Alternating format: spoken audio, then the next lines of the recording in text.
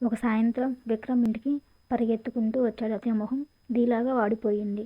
అతను తన గాలిపటాన్ని సోఫాపై పెట్టి తన తల్లి రజనీతో, అమ్మ, నాకు గాలిపటం ఎగరవేయడం రావడం లేదు. హరి చాలా బాగా గాలిపటం పైకి ఎగరవేస్తున్నాడు.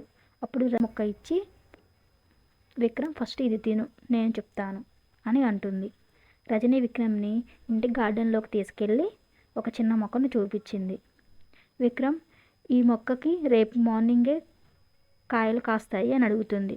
అప్పుడు విక్రమ్ నవ్వుతూ, అమ్మ, ఇది చిన్నదే కదా, చాలా రోజులు పడుతుంది దీనికి కాయలు రావడానికి అని అంటాడు. అప్పుడు రజని చిరునవ్వుతో, అలాగే బాబు, ఏ పనికైనా కొంత సమయం పడుతుంది.